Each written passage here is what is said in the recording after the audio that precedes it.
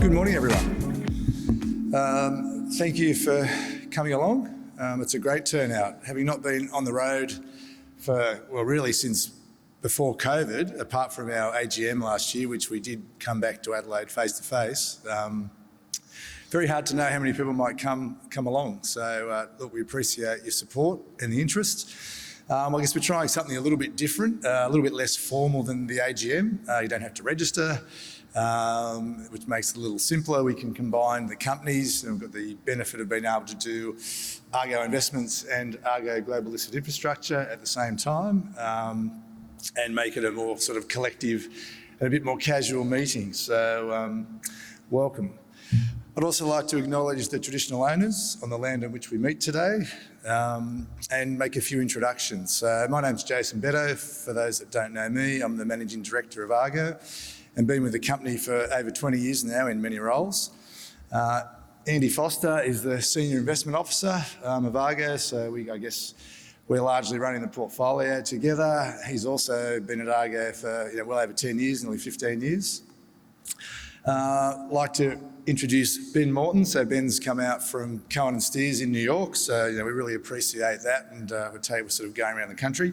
So Ben's an Executive Vice President of Cohen & Steers, and he's the head of their global infrastructure strategy. Ben's been, running the portfolio of ALI since inception, and was actually out here this week 8 years ago in 2015 when we were pre-IPOing around Adelaide. So he's very familiar with the story, and appreciate him coming. And just another little fact, I was told yesterday that Argo itself its birthday was yesterday. Argo was 77 years old yesterday. So it's great to be part of such a company with such history. Also, there's a bunch of other Argo staff here, so we still have the two offices, Sydney and Adelaide, and I think the whole Adelaide office is here. There's Steve Mortimer, there's Cody, there's Andrew Hill, and there's Joe. So at the end, plenty of time for mingling outside, and feel free to sort of chat to everyone. The usual disclaimer, I guess just this is for general information and it's not advice. Look, I thought I'd start with, a little context. We were sort of thinking, when particularly some of the other cities we're going to, who we haven't seen for a number of years. And it's been a pretty extraordinary time to be in markets over the last few years. I guess we're COVID-19, the last time we were on the road, COVID-19 wasn't in the dictionary. None of us had ever heard of it, which is quite extraordinary. We had a lot of volatility with the health crisis. We had the large market fall in February, March 2020, and then we've had the subsequent reopening of economies and the world. The recovery's really been led by excessive stimulus. Governments really, to be fair, helped out economies really early and saved a lot of economic damage, but maybe in hindsight that lasted a little bit too long. And effectively we had zero or negative interest rates globally for a long period of time. There was a lot of talk that the inflation this created would be temporary. That's clearly not been the case. So markets recovered relatively quickly considering, but then they've had to deal with aggressive interest rate rises around the world and the highest levels of inflation we've seen in over 40 years. And this has significantly changed the economic framework and the outlook for economies. There's very few people of working age that have experienced inflation as to where it is today and the rates. So the market, I guess, looking at the slide, has recovered and then it's bounced around. There's a lot of pros and cons out there, or varying scenarios of what might happen. But interestingly, the orange line, which is, I guess, what we track and how we track ourselves, the accumulation index captures the dividends paid by companies in the index. And this has grown significantly higher. So if you have stayed invested in equities, maybe the headline numbers don't look quite as good, but the dividends received have meant, you still have had some pretty significant performance, which is good. The Australian share market remains one of the highest yielding markets in the world. And with franking credits, can still provide meaningful income. And it is somewhat inflation protected for a number of companies. So it's inflation protected income growth. But after, I guess, the 3 or 4 years we've had, and I guess the equity market really has been overshadowed by the arrival and the passing of the pandemic, there are other factors that we think are going to drive the market from here. going forward. And we've seen that in some of the sectors. Last year we saw the dramatic correction of sectors that surged in the pandemic. The online retailers, pathology providers. These share prices have fallen quite heavily.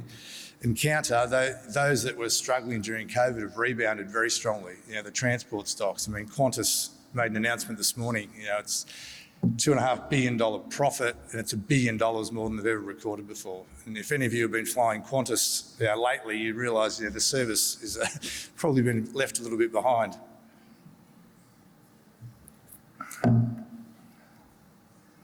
Look, I won't talk about Argo for long, particularly. Look, we think we've navigated the last few years relatively well for shareholders. We did cut dividends slightly during COVID. It was much less than the market dividend falls if you're in an ETF or another product. And we've since returned to a record interim dividend at our recent half-year result in February, and we think the outlook for dividends still remains quite strong. Our franking balance has increased strongly over the past 2 years. It's now over $140 million, and that was in the last annual report. We continue to pay tax, but that was at least a minimum of sort of 45 cents a share. So we've got plenty of confidence in that. Our costs remain very low, which means returns are maximised back to shareholders, and the performance of the portfolio has largely been in line with the market through this time, despite all the volatility. So, this chart is a really good indication of the times have changed. And we do expect the Australian economy to continue to slow throughout the remainder of 23.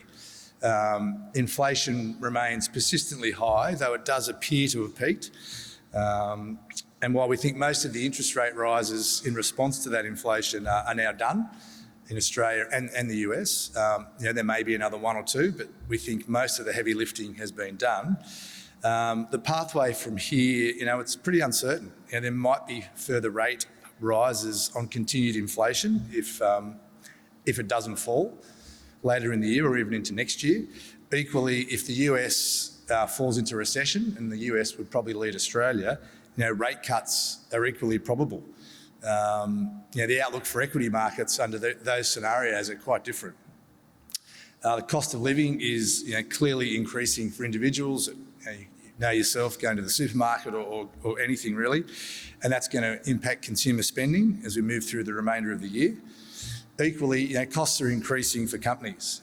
While some have been successful in passing on these cost increases to customers, which is protecting margins, others are wearing a margin squeeze. And I'm sure Ben will touch on this, but one of the attractive attributes of many infrastructure stocks is they have inflation-linked revenues. So, it's regulated or mandated that their revenues will go up in line with inflation.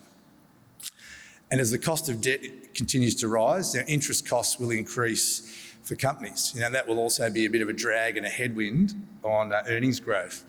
So overall, we believe it's a much more challenging environment for business. The interest rates are beginning to bite, and while they have helped to slow inflation, they seem to have had a much bigger impact on confidence. Business confidence levels continue to soften, and consumer confidence levels, particularly after the RBA paused in April, then went again in May with a rate hike, have fallen back to levels we didn't see really except through the height of the COVID pandemic. So the consumer's feeling they have no confidence at the moment, and people that are not confident, don't spend money. So we think it is pretty challenging. I guess what makes this cycle more interesting or unique for most constituents is the starting point of unemployment. It is at historical lows, 3.5%. We meet a lot of companies, all the companies we own, plus plenty that we don't own, and even as recently as May, talking to the banks, they all still see staff shortages as a massive challenge going forward. Maybe not getting any worse, but still a real challenge. Look, the unemployment rate did tick up slightly last week, but these are 30-year numbers, and it's just hard to sort of fathom where did all the people go. And it's not just an Australian issue. The US is similar, New Zealand, most of the Western economies.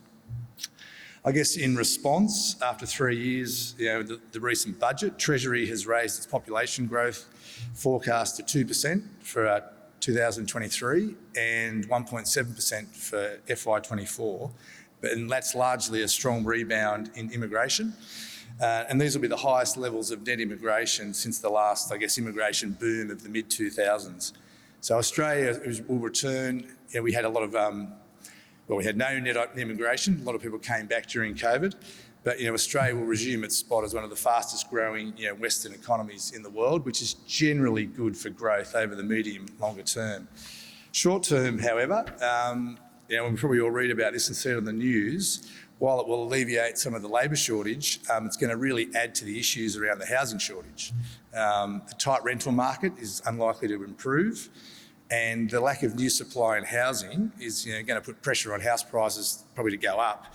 And that's going to really add to the challenges of the RBA as we navigate these, forces through the rest of the year.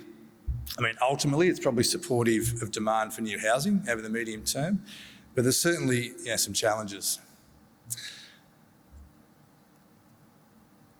And the banks, it's a big part of the Aussie market. It's still over 20%, the 4 retail banks. They've all just reported their results, and a lot of individuals are shareholders.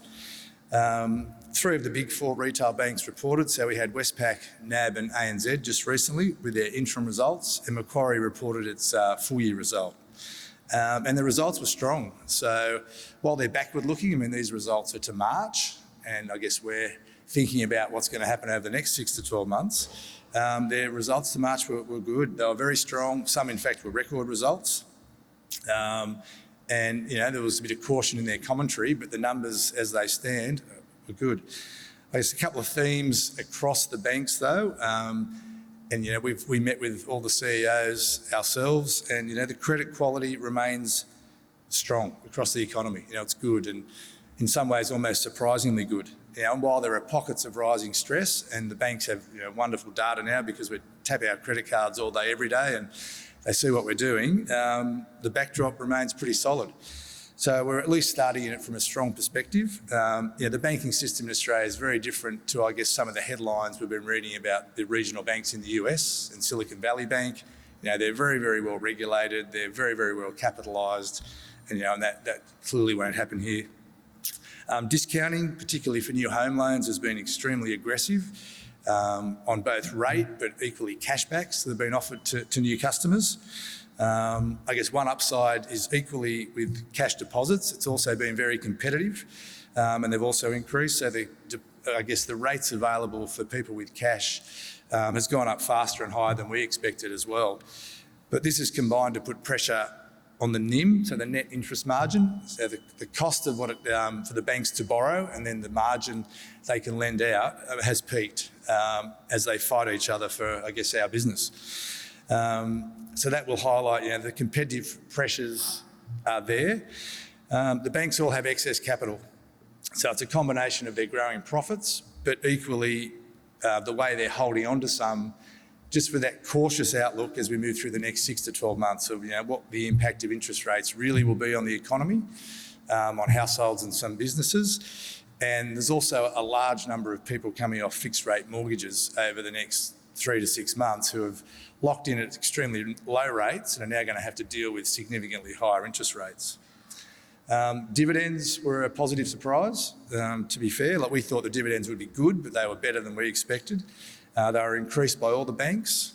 And if the economy can navigate the higher interest rate settings, we think the banks will probably be able to even supplement the dividends with additional capital management as we go into 2024. So that might be buybacks, special dividends or otherwise. This year's probably too early, but they look okay for next year.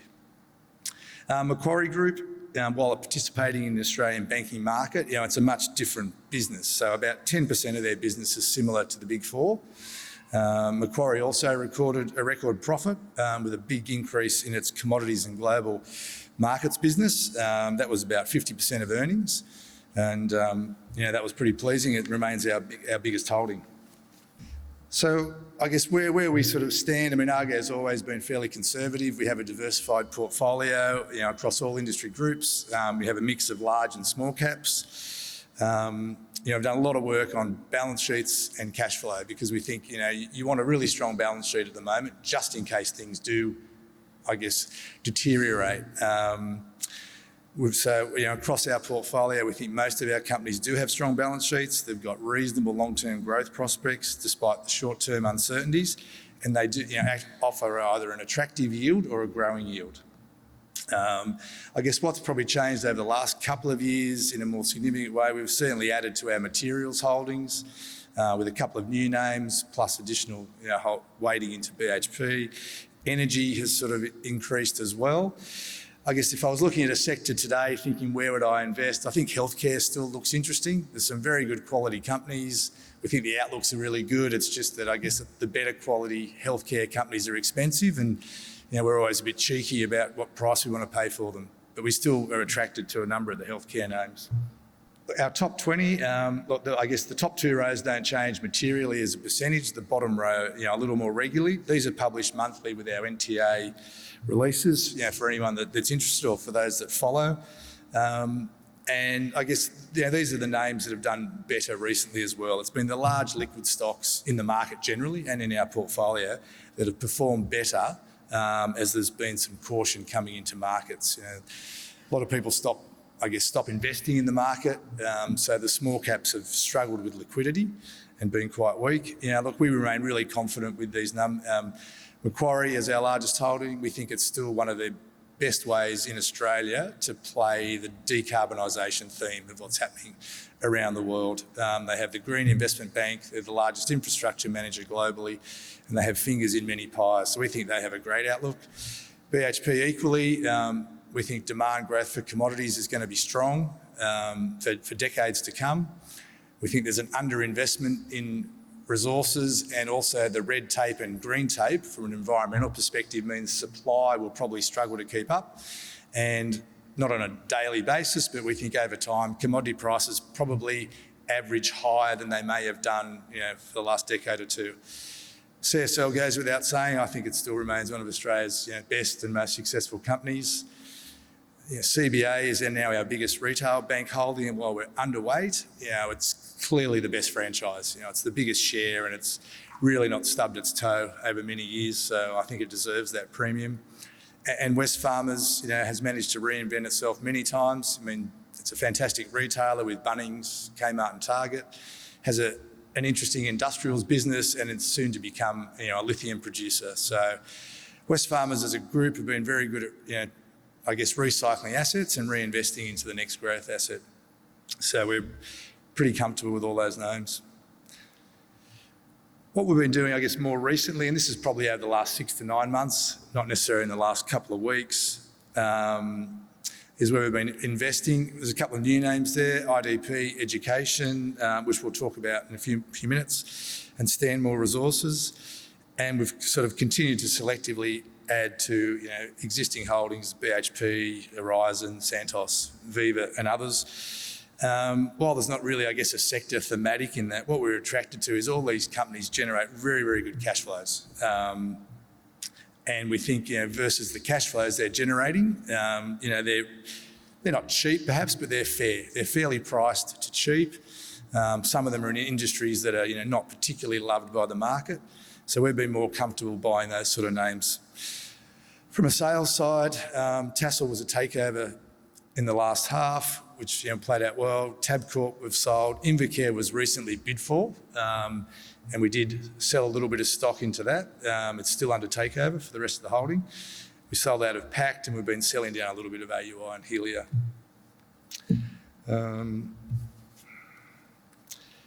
At our last AGM, we called out, trying to pick a thematic of what we were interested in, that renewable energy sources and the growth in electric vehicles are now entrenched, regardless of really disruption to economies, who's in government and the economic cycle.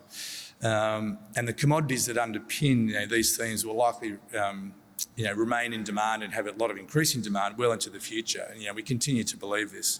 So in line with this thinking, we recently added Alchem, which is a lithium producer both in Australia and Argentina, to the portfolio. And I'm now going to hand over to Andy to talk about IDP and also, a bit more broadly about Argo's investments in the lithium space. So thank you.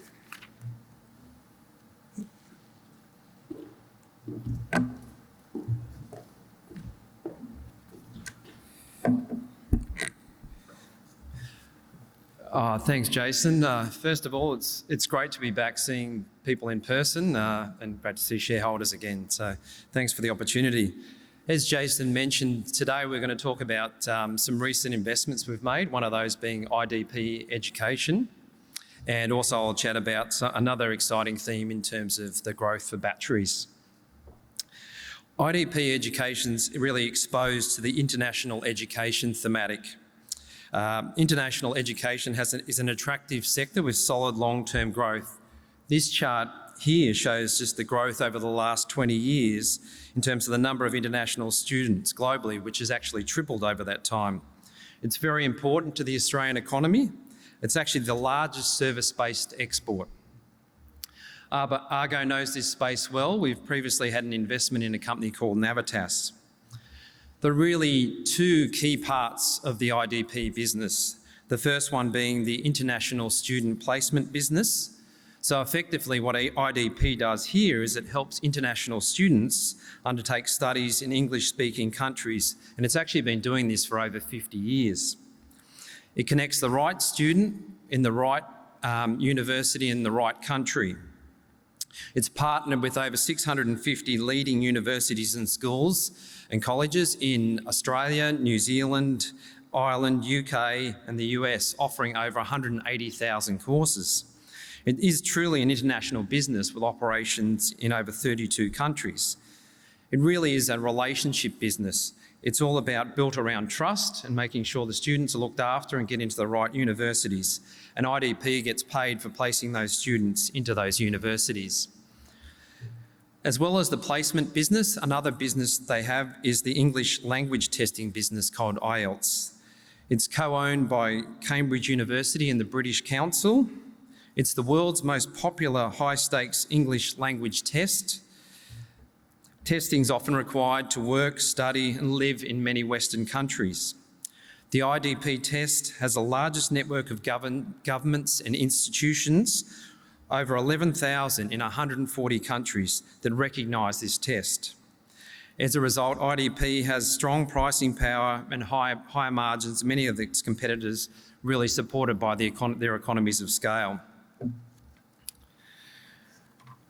So I suppose you might ask, why is student demand so strong to study internationally? Well, I think this chart tells a pretty clear story. You can see here on the left is an example of what the average salary of a graduate that comes out of an emerging market university like Delhi University, as opposed to going and studying in a university in the Western world, such as one in Australia, Canada, UK or the US. Many developing countries have a rapidly growing middle class that are young with increasing wealth and lack the scale and local education facilities. Also, lack of social infrastructure supporting the aged sees many families investing in their children's international education to fund their families back home. Now, obviously, we've had COVID the last few years, which certainly did disrupt this model for a couple of years. But since borders have actually reopened, numbers have bounced back really strongly. Universities very much need international students for their financial viability. I mean, you've had government funding cuts, local tuition level freezes, also declining birth rates in local markets, and the international students as well pay much higher fees than what they get from domestic students. COVID really, as I said, highlighted the importance of these students as universities reduced their staff numbers and they've really become more dependent on third-party recruiters than ever. Governments are also very supportive for the space. It helps universities' funding gap, increase local labour pools. As we're all aware, there's a lot of international students that help to provide a lot of employment. There's also provides higher demand for goods and services and generally supportive for the local GDP. Technology has also been a huge enabler for IDP. It's made significant investment over the last 6 years and now has over 400 staff in a technology centre in Chennai.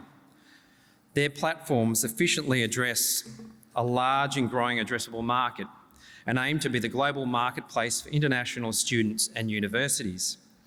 Technology can be used to lower the cost of lead generation and conversion, improve the productivity of counsellors through automation, and shorten timeframes in the application process. This investment increases their competitive advantage further. So overall, IDP is a quality company. It's got a strong brand, track record, scale. It's vertically integrated with solid growth outlook in front of it. It's got a strong balance sheet, pays a small but growing dividend, and it's been an exciting, we think, addition to the Argo portfolio, which really is quite a unique global growing business. Another area of interesting growth, which I'm sure most people are aware of, is the growth that's occurring in the battery space. I'll sort of talk through what is driving this. I'll specifically focus on the commodity of lithium, how Australia is, how we're well positioned to take advantage of that, and then I'll talk about some of the companies that Argo's invested in as well. As everyone's, I'm sure, aware, as we move to decarbonise the global economy to slow down climate change, there's a huge structural shift towards electrifying the economy. This is seeing significant growth in batteries for electric vehicles and also in energy storage for renewable power.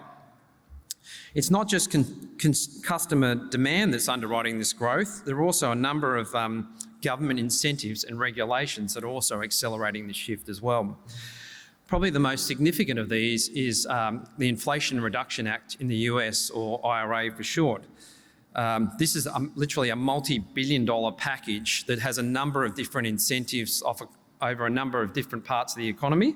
But the one we're specifically interested in today is they've got subsidies for electric vehicles of about $7,500 US. If that vehicle is under a certain price point, it's made largely in the US, and the materials are largely sourced from the US or other free trade compliant countries like Australia. There's also, as well as the IRA, there are a number of other initiatives by other countries around the world. You've got Europe's doing a similar thing, Canada, Australia started to do something, but nowhere near the scale of what the IRA is in the US. These incentives have seen a scramble for materials for both battery and automakers. Security of supply is another major issue, with a large number of processed materials currently coming from China. So many countries are seeking greater energy independence as a result. Regulation is another supportive factor for this demand. A number of countries have basically outlawed the production of of internal combustion vehicles by a certain date. So that's clearly helping to accelerate the uptake of electric vehicles as well. This chart here just shows really the dramatic growth outlook that's expected for batteries. It's expected to increase around fivefold to the end of the decade, and only further beyond that. The dark green part of that chart there is showing the demand for electric vehicles and the batteries associated with that. There's also the other parts of the chart, which are a bit hard to see, but is energy storage as well, and also other batteries. I mean, it's interesting today, like if you look at electric vehicle sales, actually half of the world's electric vehicle sales today come out of China. But the rest of the world is quickly trying to catch up as well in terms of their uptake of electric vehicles.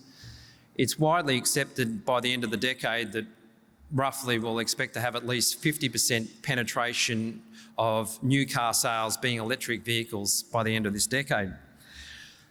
As I mentioned, China's the largest consumer at the moment, but they've only got about 25% penetration of new vehicle sales as actually electric vehicles at this stage. You've got places like Norway that's around about 80% of electric vehicle penetration. Then you come to places like the US is around about sort of 6 to 8%. Australia's well behind, and we're only at 4% today. So I think that just really highlights there's still a really long way to go in terms of the growth for electric vehicles. There's literally hundreds of manufacturers around the world now that are looking to produce electric vehicles outside of all your existing big automakers. I'm sure we're all aware of Tesla, but it's amazing the number of manufacturers that are in China and in the US, but people probably haven't heard of. Ultimately, I think a lot of those may not survive, but anyway, there's a huge amount of growth in front of the industry. Now, just focusing on the commodity side of things, I was going to focus on lithium today. There's certainly a lot of other commodities going to benefit from electrification and batteries specifically, but I thought lithium was probably the most pertinent one to focus on. The lithium-ion battery, we think, is going to be the dominant battery chemistry today and into the future. Elon Musk has actually dubbed lithium as the new oil.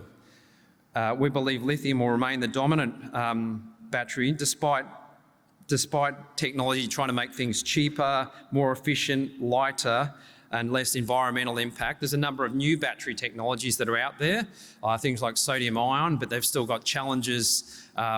They may be cheaper, but they're heavier in weight. There's different environmental impacts, but the automakers have largely committed to their lithium ion batteries, so we think that's going to be the key source of batteries for at least this decade and into the future.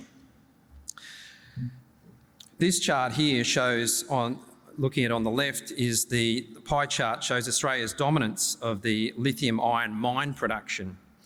In orange, Australia produces a hard rock ore called spodumene, which is high quality resource, which is then converted into lithium hydroxide, which is used by battery makers. Now, whilst lithium actually is very abundant in the globe, it's difficult to find it in quality deposits that are commercial and easy to mine. And one interesting anecdote is actually the amount of lithium that's in seawater is literally thousands of times higher than what's on the land, but it's in such a low grade, it's so energy intensive to actually extract it. So the key at the moment is really those countries that have got quality deposits, and that's places like Australia and Chile. As you can see from that chart on the right, that Chile's got a very large, they've got brine resources, which is effectively lithium in a liquid form. Now, while they're large, there's a lot of challenges around the extraction technologies and getting this brine out. It requires a large area, associated environmental impacts as well. The thing with Chile recently, there's been some change in government regulation in terms of government ownership going forward, which again is probably, if anything, scared off Western corporate investment in Chile. So that really plays into Australia and how we're well positioned to take advantage of this. As I mentioned, we've got an abundant lithium in hard rock, high-grade resources. We've got an advanced resources industry with mining expertise and a favourable fiscal and political regime. This is evidenced by the foreign investment that we've already attracted from a number of companies. This is a very busy slide, but I think what it's highlighting is just how much activity is going on in the lithium space alone, let alone all the other industries like rare earths and things that are occurring at the moment. So here you've got companies that are already operating, you've got some in construction, and then you've got a whole raft of potential projects as well.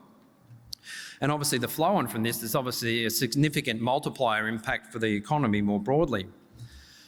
Australia's probably historically has been more about mining, and we're obviously very good at that, but we're now moving more into the processing side of things. We're building some refineries, but they certainly haven't been without their challenges in terms of being able to build them efficiently and get the product at the right specs in terms of grade. So there's been a number of plants built, but they've had cost overruns and things. So certainly a growing area, but one that's has been challenging. I mean, the lithium industry has gone through a dramatic expansion. I mean, literally a decade ago, there were probably a handful of small minnows on the ASX, whereas today we have several multi-billion-dollar companies, and there's about 30 lithium companies now on the ASX All Ordinaries. The lithium price itself has certainly been volatile. It went up about 1,000% last year, and then this year to date, it's already dropped about 60%, which seems like a lot, but it's still well up on where it was a couple of years ago. The falling in price this year has really been a result of new supplies come on. You've also seen some destocking of inventories by Chinese battery makers. There's been some changes in subsidies in China. You might have just seen now it seems like the price seems to have bottomed out a bit of recently, but we're still very positive on the long-term outlook for lithium from both a demand and price perspective, as we believe the market will be in deficit for a number of years to come. And, we think increasingly new projects that come on are going to be increasingly costly to deliver. In terms of Argo's exposure to lithium, we've got a number of companies that have exposure in some form. Take, for example, like OGO Group was a company we invested a number of years ago in.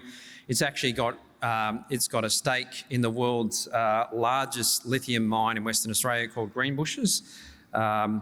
It's a very high-grade mine and has the potential to continue to expand. Another company is Alchem, which Jason mentioned. which has operations in both Australia and South America. And then we've got a number of other companies, which I'm sure probably familiar with some of those, that are looking to develop projects as well, like Wesfarmers is actually, they bought Kidman Resources. They're trying to develop a mine called Mount Holland, and they're also trying to develop a hydroxide refinery plant in Kwinana. Another company you may not have is Liontown, which has got a project in Western Australia, a high-grade mine there called Kathleen Valley. Rio Tinto's also in the lithium space. They're not actually in Australia, so they've got operations in Serbia and, well, they're looking to develop operations in Serbia and Argentina. It's interesting, actually, BHP is elected not to be in the lithium space, but they're obviously in a number of other commodities. So the interesting thing has actually been quite a bit of corporate activity recently in the lithium space, which I think really demonstrates the attraction of the space, and a couple of our companies have been subject to that. The first one of those being Liontown's actually received takeover proposals from the world's largest lithium company in Albemarle. They've rejected those to date, but not to say there may not be another subsequent bid at some stage. And also Alchem's been subject to a merger offer from a company called Livent in the US. So certainly a lot of corporate activity occurring. So the industry is certainly going through a period of heavy investment. Existing producers, those are, quite a few are generating strong cash flows, and some of them are paying dividends, though a lot of that is being reinvested back into growth, given the strong industry outlook. At Argo, we really apply a quality filter and we take a fairly conservative approach with awareness around the risks of delays and cost blowouts that certainly occur in every boom.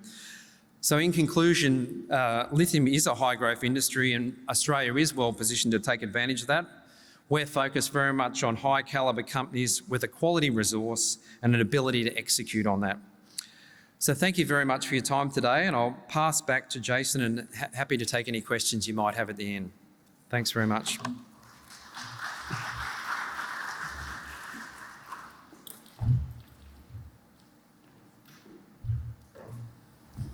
Thanks, Andy. That's good. So I guess just a quick sort of wrap up of looking ahead before I pass over to Ben. Our priority really has been, I guess, well-established companies ideally have a competitive advantage, some pricing pressure also, that they've got, and some opportunities to grow. We believe in this environment, the strong management teams will be increasingly important as we move through a very different economic cycle. And one of those classic sort of Warren Buffett comments was, you don't know who's swimming naked till the tide goes out. And, I think we're moving into one of those times. Quality companies will likely perform better regardless of the macroeconomic conditions. And, I guess in this environment, we're more likely to be adding to existing holdings that we know well. We know the management team well, if there's periods of market weakness going forward, rather than adding new names to the portfolio. Look, this is an interesting slide. It's put together by Macquarie and it's on previous cycles. So they're not forecasting, they're just saying based on what has happened previously, this is what happens to equity markets over the following 12 months. And you'll see there's quite a lot of dispersion between the top line and the bottom line. So when the RBA pauses on their interest rate hikes, which maybe there's another one, potentially two, but we're probably getting close to that. If following that the US goes into recession, and I guess we talk about the US more often than Australia because it has a much more volatile economy. They do have recessions and they come out of recessions. The markets are likely, based on history, to fall over the next 6 to 12 months. Conversely, if the RBA stops, but inflation stays sticky, which means the economy remains strong, and even if they continue to put up interest rates, historically the equity market has, at least for the next 6 or 12 months, performed pretty well. So I guess that's the sort of dilemma at the moment, is you really need to pick your scenario or be aware of both scenarios as to what might happen to equity markets. And I guess that's why we're seeing it bounce around. If it falls a little bit, there's a bit of buying. If it gets too high, there's a bit of selling. Because it's more uncertain now, I think, next 6 or 12 months than we've had for some time. Look, we don't think the market's expensive. This is just, I guess, versus history. The shaded area in the blue is the market in aggregate. And, it's really basically in line with its long-term multiples.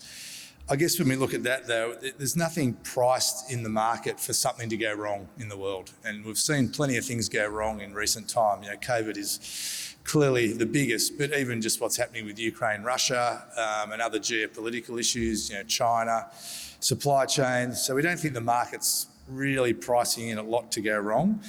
And equally, when we look at the dispersion across the different sectors, the industrials really are still trading well above long-term averages. So, there's some good quality companies there, and we're certainly happy to own them and hold them, but they're not really looking particularly attractive for new investment.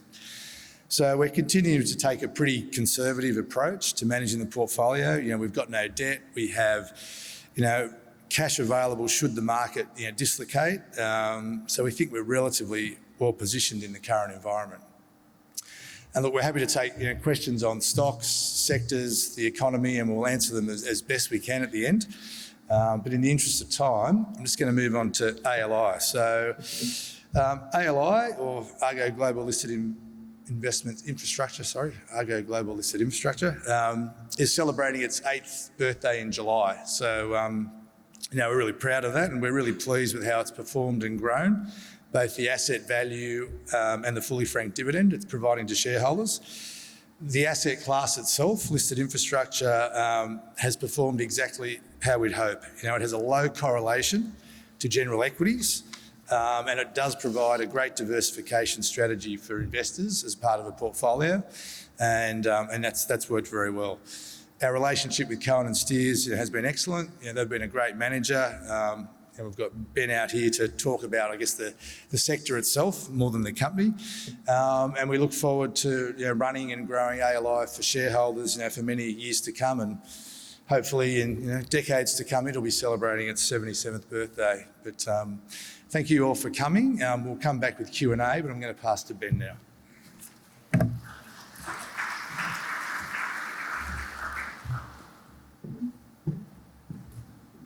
Well, thank you, Jason, and thanks everyone for hearing our story today.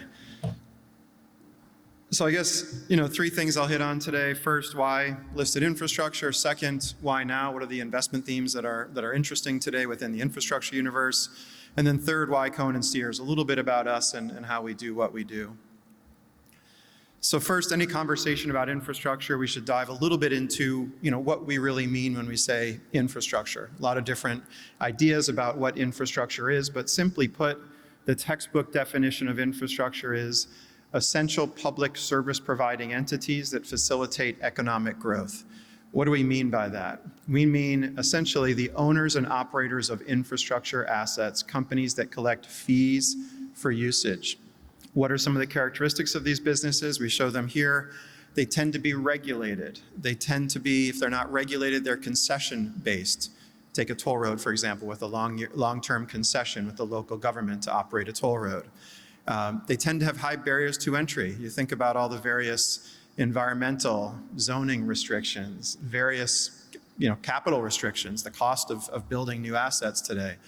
Very difficult to replicate these assets. That tends to mean enduring, if not growing, value of those assets in the ground.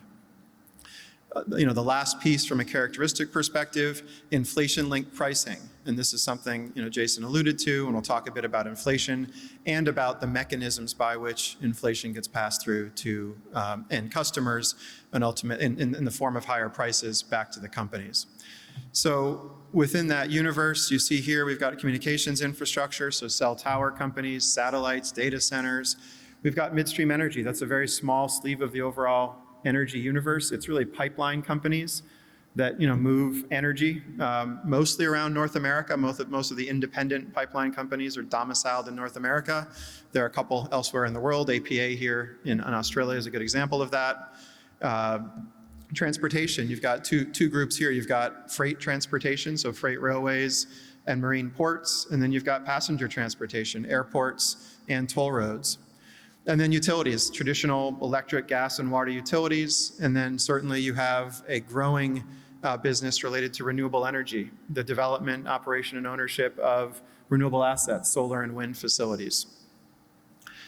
What has one achieved when investing in businesses with these characteristics? equity-like returns, but with materially lower volatility than broader equities, and attractive downside protection. In periods when the equity markets are down, infrastructure outperforms materially, and we'll show some slides that discuss this further. All right, so this slide takes a look at various, call it economic regimes as it relates to both GDP and inflation. And we look at recovery environments characterized by GDP up, so economic growth, or rising GDP and falling inflation, reflation, rising GDP and inflation, stagnation, and stagflation. And what we see here is clearly the defensive characteristics of infrastructure shine in periods like stagflation, periods when GDP is down and economic activity is slowing, yet inflation is rising. We saw this last year, and as we'll see in a subsequent slide, infrastructure materially outperformed global equities and fixed income in the context of that environment. If you look at the, I'd call it the more risk-on market environments, take recovery, for example, infrastructure tends to hold its own, but it lags, which you'd expect for a more defensive set of businesses. But clearly there's a defensive posture for listed infrastructure relative to broader equities. So we've taken a look at some of the largest drawdowns in the equity market that we've seen, here all the way back to 2007. Many of these periods are clearly delineated. Global financial crisis, things would be very familiar to everybody in this room. I think the notable point here is that listed infrastructure during these drawdowns has historically, on average, outperformed by around 500 basis points. Only 2 periods has infrastructure lagged. One was, during the taper tantrum, as we see here back in 2013, when you saw a dramatic increase in interest rates over a very short period of time. These tend to be capital-intensive businesses, tend to carry higher leverage, which they can afford to carry because they have such predictable cash flows. But in a period of higher interest rates, dramatically higher interest rates, they lagged. The second period was the COVID pandemic. And clearly, this is an asset class that is set to defend in typical periods of economic weakness, driven by typical economic factors. This is not an asset class, as there weren't too many, that was set up to defend well in a pandemic. And frankly, there are some businesses that were dramatically impacted. For example, airports, as you can imagine. So did not provide that downside protection, but has come back significantly in the period since. So we talked a bit about inflation earlier. You heard Jason talk about, inflation sort of settling in a place that is not settling yet, but likely settling in a place that is higher than we've seen over the last certainly decade, 15 years. Infrastructure, one of the hallmarks of the asset class is the ability to pass through inflation in the form of higher rates to customers. Not necessarily a great thing for you and I, as we see those higher rates pass through to our day-to-day lives, but it's a good thing for the companies in terms of protecting against inflation. So here we just show in periods where inflation is higher than it was predicted to be a year prior, infrastructure tends to outperform its long-term average. These tend to be periods when equities and fixed income underperform their long-term average. So why does infrastructure perform this way? It's pretty straightforward. I gave the toll road example earlier. If you take toll roads globally, they tend to have anywhere between 20 and 99-year concessions with either local or federal governments, whereby they're allowed to raise tolls every year at a rate linked to inflation. So very clear ability to pass through inflation in the form of higher tolls to customers. You even have utilities. So people think about utilities as bond proxies, not a lot of inflation protection. Well, utilities go in every 1, 2, 3 years for rate cases where they ask regulators for higher rates. Part of that calculation is utilities saying to regulators, I've spent $1 billion on the system over the last year. That incorporates an inflationary impact on spending. They talk about how their costs have gone up, how their cost of capital has gone up, and regulators have to come to a determination on how much they should allow rates to increase for these utilities so they can pass through inflation that way. So there could be a lag with utilities as they may go in periodically, but there are ways to pass through inflation. So I'm not going to go through every subsector of infrastructure because there are more than 10, but clearly there are very explicit and some that are more implicit ways in which these businesses pass through inflation. So now we'll talk about some secular drivers, the performance profile of the asset class, valuations to a degree, and some subsector themes. So first, if we think about the major drivers for these large sort of buckets of businesses within infrastructure, first on utilities, you've heard the discussion already around decarbonization and energy transition. That has been a real boon for growth for utilities globally, who are being asked by regulators and politicians to get rid of and retire their old coal-fired generation and invest significant amounts of capital into renewable generation, solar, wind-powered facilities. This is all spending that drives growth for utilities, and it's a new wave of growth that is benefiting these companies. In addition, a lot of utilities operate transmission networks, right? So we can go build wind facilities, in the Midwest in the United States where nobody lives. You need to get that energy to consuming regions. And so building transmission has also been a largely incentivized part of the utility business that has grown quite a bit over the past few years because of this renewable growth. So we really do like energy transition themes as it relates to utilities, not only in the US, but globally. Transportation is, as I noted earlier, a bit of a bifurcated market. You've got freight-related transportation, where you've got freight railways, which is a subsector we really like today, and I'll speak to that. We've also got marine ports, and these are businesses that provide the infrastructure to move goods around the world. So a little bit more economic sensitivity to these, but also very strong business models and quality businesses. Then on the other hand, you have passenger transport. So you have airports, you have toll roads, which is a bit of a tweener, just because of some parts of the world, toll roads can be more defensive, some are more economically sensitive. But you think about airports as an opportunity, right? We're seeing the last stages of reopening in some parts of the world. Some parts are completely reopened. Anything that sort of is tangential to China is still seeing that sort of final phase of reopening as it relates to travel. So we'll talk in a little bit about some opportunities that we've seen in the airport space. Communications infrastructure, one of our favorite long-term secular themes. All right, this is a play on the increasing data intensity of mobile traffic, right? How much do we think about using our cell phones today relative to what we did 10 years ago, and what that means for demand for wireless towers from the mobile carriers? These carriers, who are the customers of our tower companies, need to continuously invest in upgrading their networks to accommodate that exponentially growing data demand that they're seeing. And it's frankly not about us having 5G on our phones. This is kind of small fish for the telecom companies. What this is really about is the industrial, the agricultural, the military applications of next generation networks and what that's going to mean for economic growth. I think of it as almost the next Cold War is information, and the ability to transmit information over high-speed networks will be paramount. So there's a bit of a rush for countries to get to that place as it relates to winning that battle to be ahead of the game from a communications perspective. I mean, clearly the hot topic of the day, artificial intelligence, will only drive more demand. We talk about electric vehicles and the amount of data demand that comes with an electric vehicle relative to a traditional vehicle. So great long-term secular theme. And then midstream energy.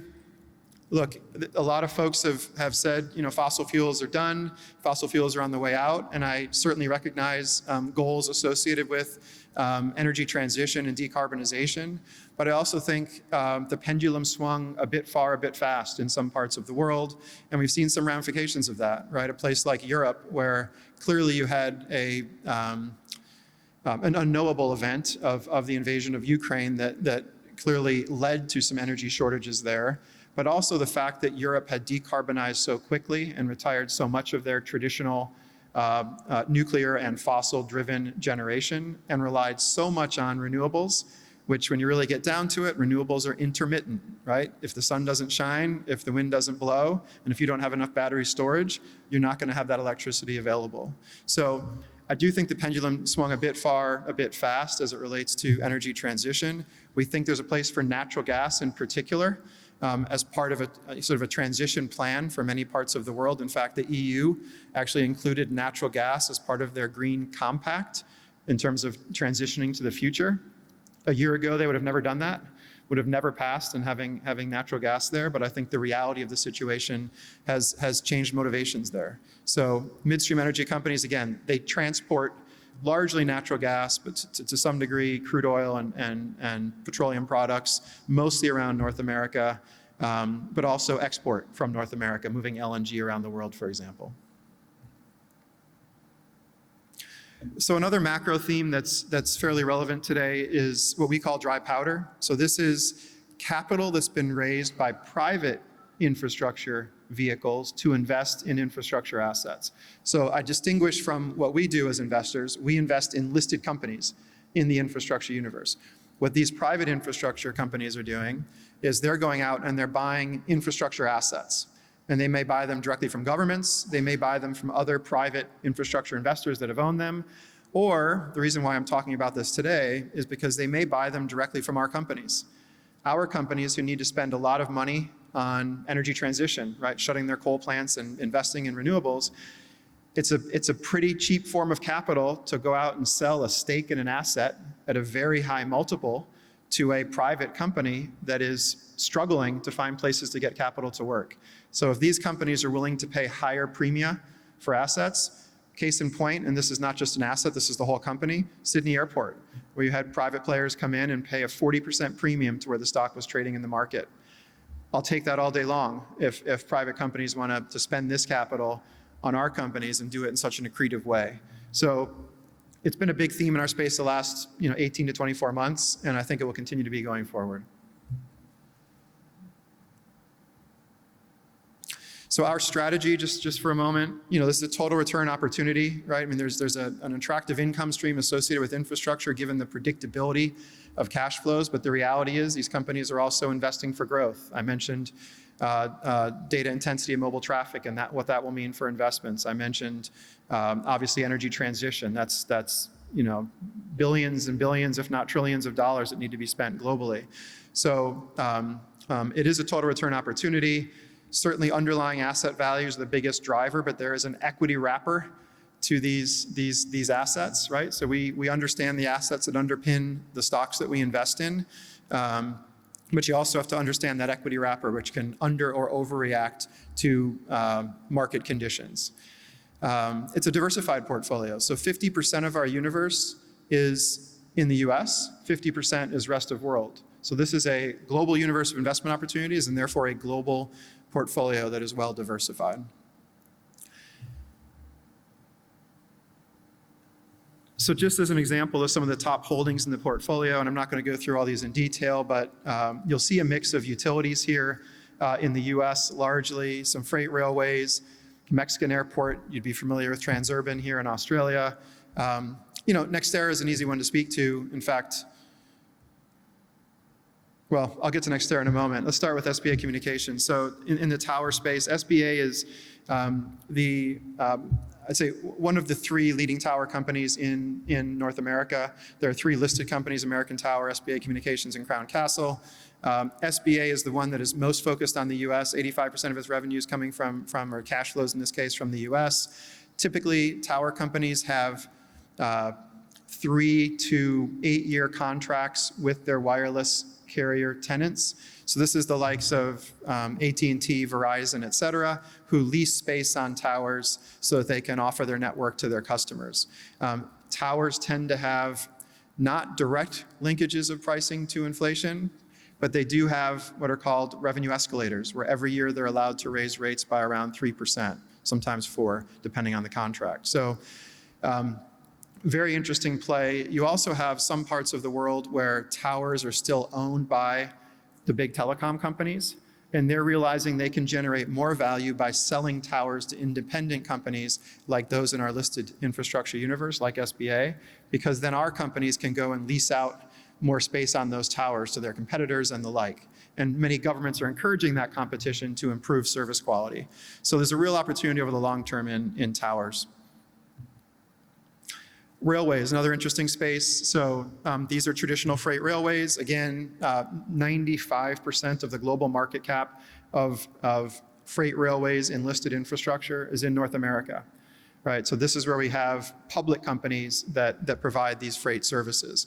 This is an interesting case here, Canadian Pacific Kansas City. Canadian Pacific is one of two Canada domiciled freight railways in North America. They just completed a merger with Kansas City Southern, which makes them the only North American freight railway that can move goods on their own network from Canada all the way in through Mexico, right? Because Kansas City Southern operated both in the US and Mexico. Canadian Pacific prior was just Canada and into the US. Significant strategic advantage, so much so that we were a little bit surprised that regulators, antitrust regulators, allowed for it to happen. It'll be the last merger we are likely to see in North American freight railways after we've seen probably, 3 in the last 5 years. But a great advantage for this company moving forward, both from a cost perspective as they complete the merger and work through the synergies, but also from a revenue perspective as they can gain market share, being able to offer that full service to their customers. Now to NextEra Energy. So largest position in the portfolio is NextEra Energy. NextEra operates a great utility, traditional utility, providing electricity to customers in Florida, one of the fastest growing states in the US, everybody moving south and out of New York. And so you have fast growing population in Florida, so higher traditional utility growth, very strong regulation. Plus NextEra is the largest owner and operator of wind and solar in the Americas. Right, so not just for their operating utility, but they've built wind and solar facilities all over the US, and they sell that power to local utilities across the US who need to buy renewables to increase the renewable mix of generation that they provide their own customers, because governments are mandating it, state level governments. You need to have more renewables. So NextEra has been a great investment over the last 8 years and continues to be, I'd describe, the highest growth utility in the US.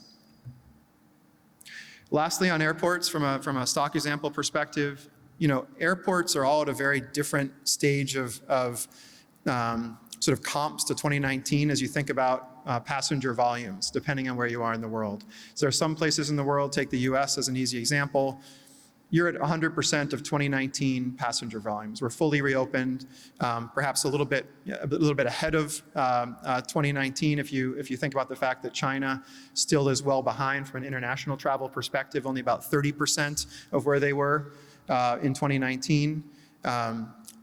Azur is a Mexican airport. There are 3 listed Mexican airports. Azur covers the east coast of Mexico, Cancun being the most significant destination that it covers.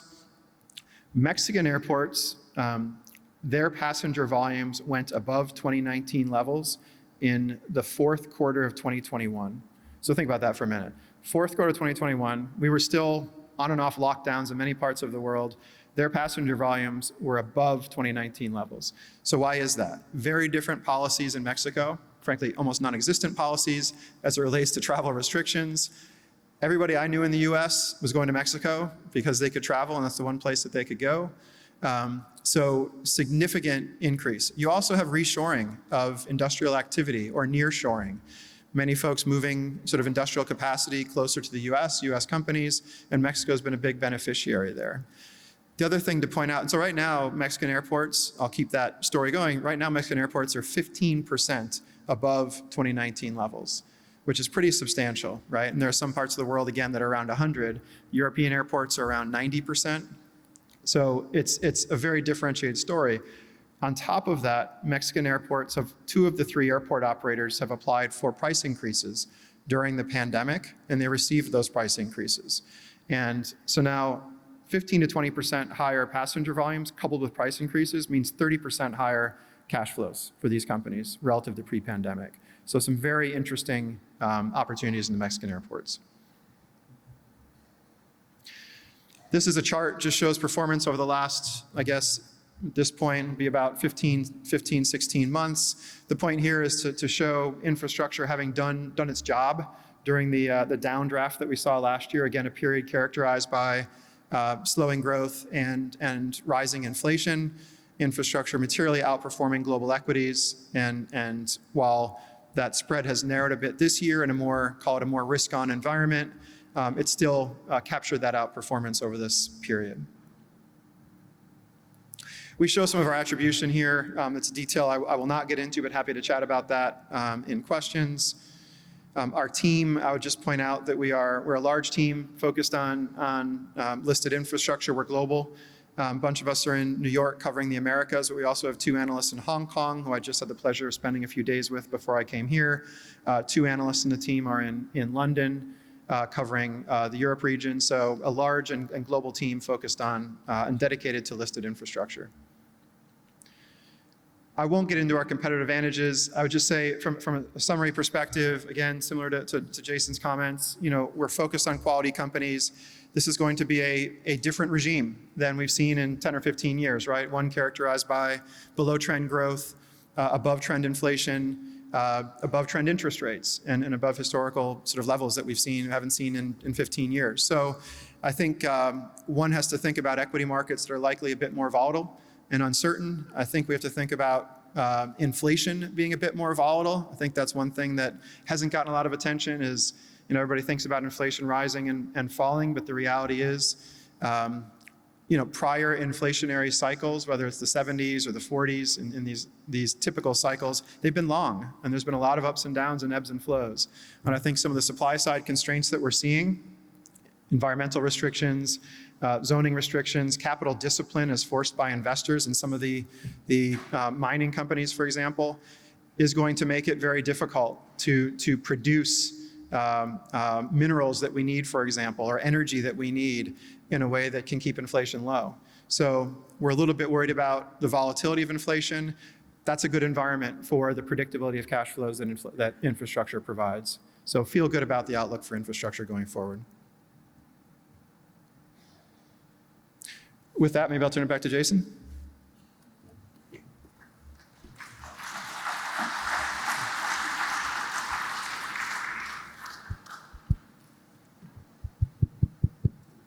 Thanks, Ben.